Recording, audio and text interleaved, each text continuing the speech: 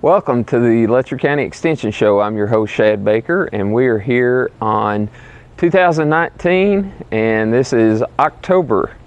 And we are here to talk about stink bugs today. And I'm sure everybody is just glued to the television and on the edge of their seat to hear what we've got to say about the stink bugs, but we're going to do a little show on them and tell you what you can do about them. So just bear with us. And we're going to shuffle a little bit. Maybe James will get you a pretty view in the background of the leaves starting to change here. We had a rain today, and it's cooled everything off, but it's starting to be a pretty color. And probably in another week we'll be in full swing. But we're going to relocate to the stink bugs, and we'll be right back.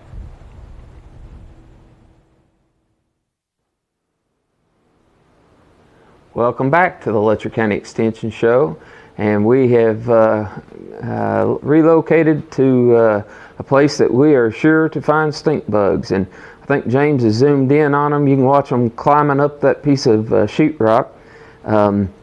These things originated in Asia, China, and we've got a native stink bug, which I've talked about before. This one's a little different, and I'll show you directly how you can identify them. But when you see them clustered like that, you're almost guaranteed that you're looking at the brown marmorated stink bug, and that's the one that came out of China. And it came in here, I think, up around Allentown, Pennsylvania, and it has spread ever since. In China, it is a major agronomic pest, and it is becoming a major agronomic pest in the United States. It's also a pain in the rear to homeowners, because it loves to congregate for the winter. And places it likes to congregate happens to be places we like to be, like our house.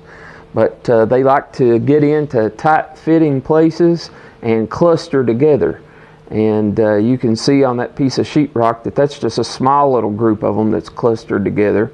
A lot of times they like to wedge into something. So if you disturb them, you can see these are moving. We flipped that piece of sheetrock around so that you could see them, but they actually like to be close to each other and wedged in somewhere tight. And so we might try to show you something in a little bit on some of the small engines, but we've had problems in the past with them getting in the mufflers of chainsaws and weed eaters. And they will totally clog it off where it doesn't want to start. And so I'll start off by telling you, if you've got a barn or a garage or something that you know you've got stink bugs, come about early September, you need to be bagging those things up. Put them in a garbage bag and seal it up so that the stink bugs can't get in it. But anyway, I'm going to ease over here and get one of these and try not to make a stink out of it.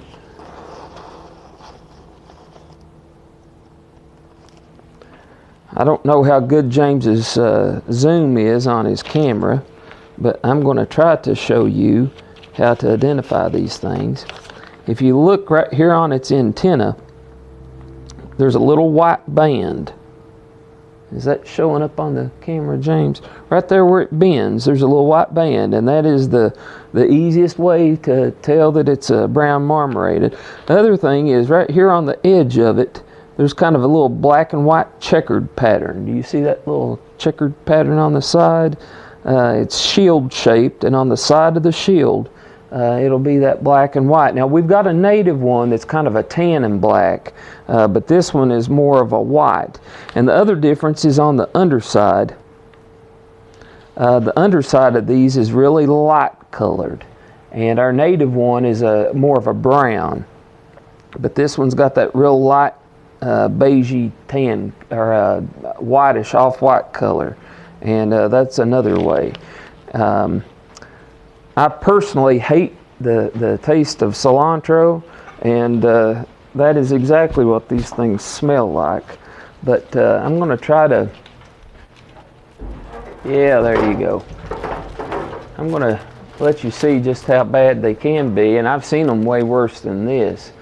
But if you go through here, I feel like I could pull back every piece of sheet metal and plywood that is in here, and we would end up with thousands of these things. And they are just looking for a place to spend the winter, and then they are going to go out and begin to feed on vegetables and fruit and trees, and they're kind of omnivores. They'll feed on just about anything, but they pierce whatever they feed on, and when they pierce it, they end up damaging it. So you can have a perfectly healthy apple, and if these things feed on it, it'll have a corky place in it, a brown place, and of course they won't just eat one place. They want to sample like a box turtle does, a little bit here and a little bit there. And so you've lost your whole crop because of this ignorant bug.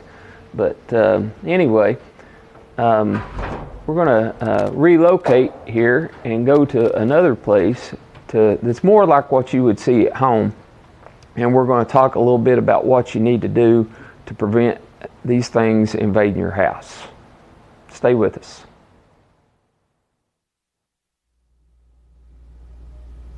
Welcome back to the Letcher County Extension Show, and you've caught me laying down on the job. There's photographic evidence of it. No, the reason I'm down here is I wanted to show you how these stink bugs get in. And people think sometimes that it takes a big place for a bug or something to get into your house, and that's not true at all. They don't have to have much of a spot at all.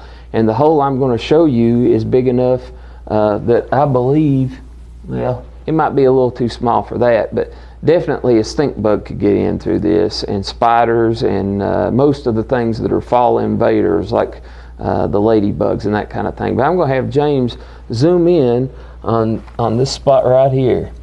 And I know you didn't realize you were going to be spending your time looking at a hole under a door, but it just takes a spot that size to let your house get invaded.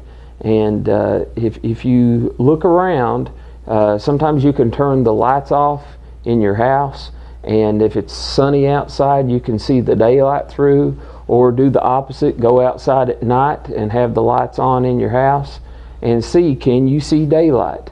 If it's winter time and there's a cold wind blowing, put your hand down there. Can you feel that draft blowing in around the door or somewhere? If the wind is getting in, chances are the bugs are getting in too. They don't need very much. But I'm focused on this end of the building because this side faces west, and most of the invaders that cause us a problem, that would be the stink bugs and the ladybugs, most of them prefer to come in from the western side. They're attracted to the bright evening sunlight shining on the building at the end of the day. And so this end of the extension office is the end that gets most of the bug problems. And it just so happens to be the closest to mine and Lee Adams's office. So we also end up with the most pests in our office. And the men's bathroom is right here. So all these big gigantic spiders, we usually find them in the men's restroom because they've come in through this door. So one of the things that you can do to take care of this problem is replace your door sweep.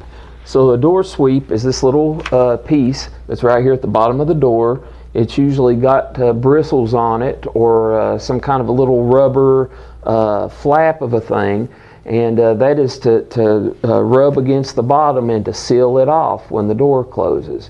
And they wear out over time. Sometimes when they're installed, they might not be installed exactly right.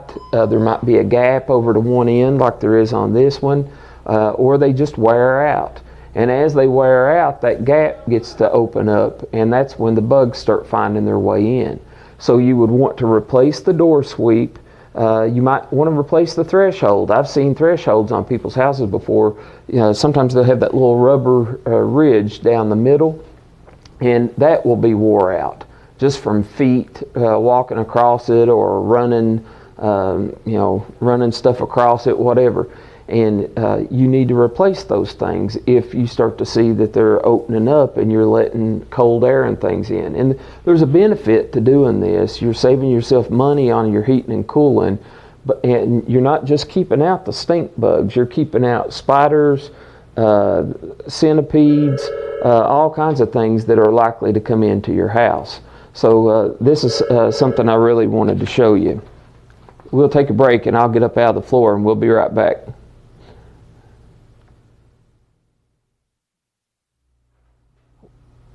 Welcome back, and what I'm showing you now is the light that's coming in around where the latch is.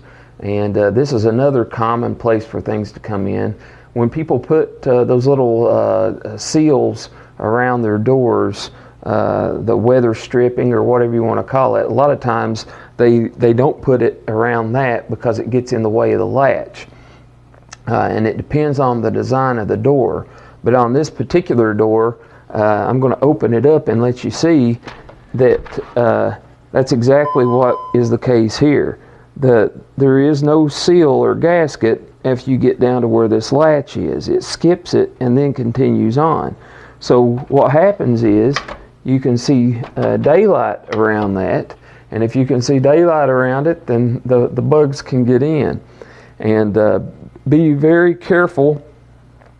If you're picking out a new door, make sure that it's one that the latch seals good. If you've got an older door, you might want to be thinking about a way that you could seal that would still let your latch close. And while we were on break, James said, well, Shad, if you know that this is how these things get in here, he said, why ain't you done nothing about it? And I'm going to let you know that I've been told that nurses and doctors' kids are said to have the worst medical care, and mechanics drive the worst vehicles, and ag agents have the buggiest buildings. We tell other people how to fix their problems, but we don't fix it ourselves. So that's what it seems like anyway. But I'm going to get James to wheel around for a second, and I'll show you some different things. We've had them all here in the building. We've had the stink bugs. We've stepped on them. There's dead stink bugs laying everywhere. And I know we've got some over here in the kitchen. I just have to find them for you. They love to get up here in the corners. All right, here's one.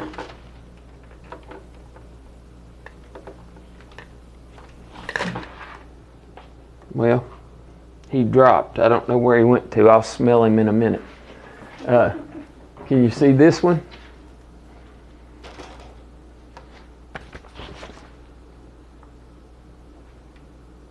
No, not because the light behind it.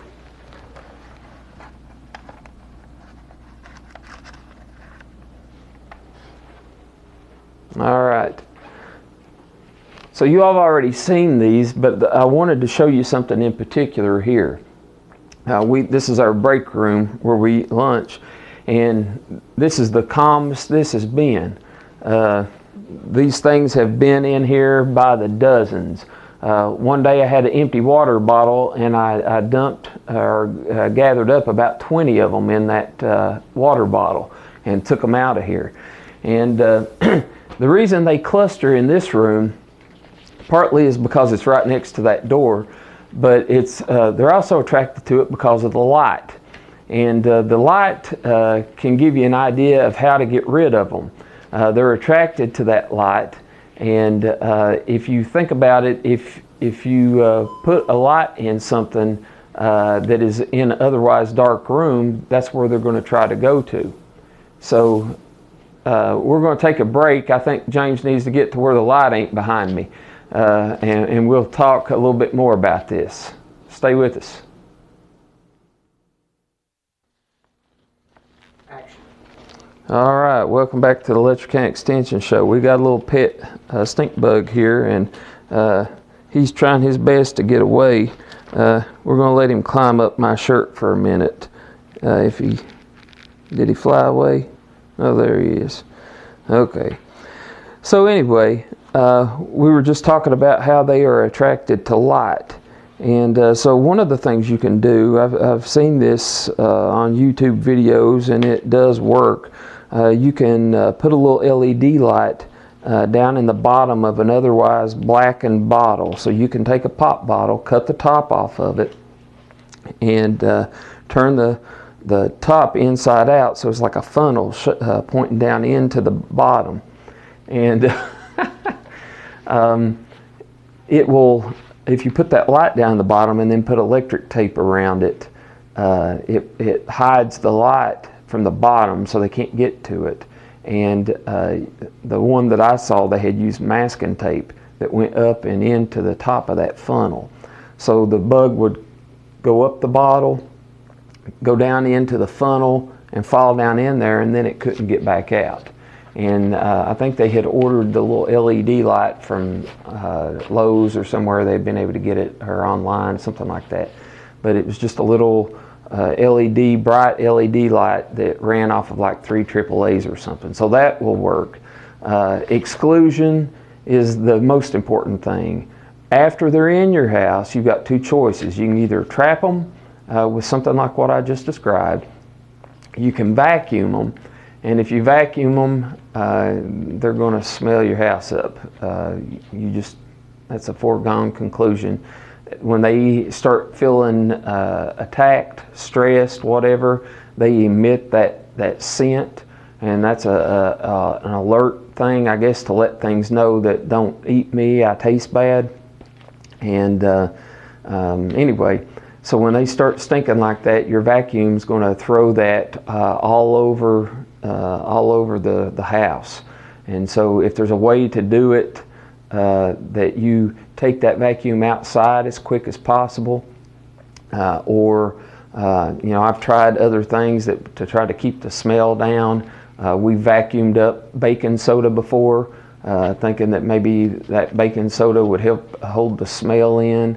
We've done it with crushed charcoal to try to get it to hold the scent down. You might want to play around with some things like that would help keep the scent down. But I don't know how bad your house might be, how infested it might be with the stink bugs, but if you've got a lot of them, that's a concern. If you've just got a handful of them, I just bite the bullet, suck them up, and go on out. The only other option is really that trap. And as far as the spraying goes, we talked about this on the radio not too long ago. The best option is to spray outside the house. If you try to spray on the inside of the house, you're really wasting your time. You're putting all that chemical in your house, and I'm not a big fan of that. I would rather, if I'm going to spray something, I'd rather it be outside, not where me and my family are. So, plus you don't want them dead in your house anyway. They start attracting other bugs that feed on dead bugs. Believe it or not, we've got bugs that feed on dead bugs. So you want to try to kill them outside before they get in. That would mean focusing especially around your doors, your windows, that west-facing side of your house. It would mean focusing on anywhere that they would be likely to get in. So it might mean where conduit comes into the house, like your power line service, or maybe where water pipes come in. Maybe you've got a faucet outside that goes through the wall and into the underside of your house. That's a way for things to get in. That's where ultimately you want to seal that off. If you seal it, you don't have to spray. But if you're needing a quick fix, spraying can be a quick fix, but it's cheaper in the long run to seal it off. That spray is not cheap. It's like $20 a bottle, and a bottle might last you, if you're spraying fairly often, that might only last you for 1 year. So $20 a year, you could put $40 in sealing things off, and you don't have to do it every year. So I would recommend sealing things off first, and the next option would be spraying that perimeter around your house. And you want to focus on doing stink bug control in early September, because they start coming into your house. That's when they start to congregate, is in early September and through the month of September. So don't wait on this one. You don't wait till you start seeing them. You do it at the beginning of September, knowing that they're going to come. Then come October and into November is when the ladybugs start coming in. So you might want to hit it again towards early October to make sure that it's still strong enough. It breaks down in the sunlight, so you want to reapply it before the ladybugs start coming in. And this will benefit you with spiders, centipedes. Most of these sprays are real broad spectrum. They kill a bunch of different home invaders. And in the fall, we've got crickets that love to come into the house, and just all kinds of things. So spraying at that time of the year, you're going to benefit from keeping all those different insects out. If you've got any questions about what I've talked about, if you need the publication, we do have a publication on brown marmorated stink bug. We send it to you for free. Just call the office. The number is 633-2362, and that's area code 606 if you're watching us out of the state. But anyway, we'll send that out to you for free. You just need your name and your mailing address. And we've got that, and we've got, I think this goes into the information about what to spray and pretty well everything that I've talked about. The sprays are the ones that have permethrin and cypermethrin in them, and cyfluorethrin. Usually if they end in that THRIN, you're good to go, because they're all in the same family. But anyway, if you got any questions about this, or anything else, ag or 4-H or FCS, family and consumer science related, you can call us here at the office and we'll help you out any way we can. I hope you have a good fall, and we'll catch you next time.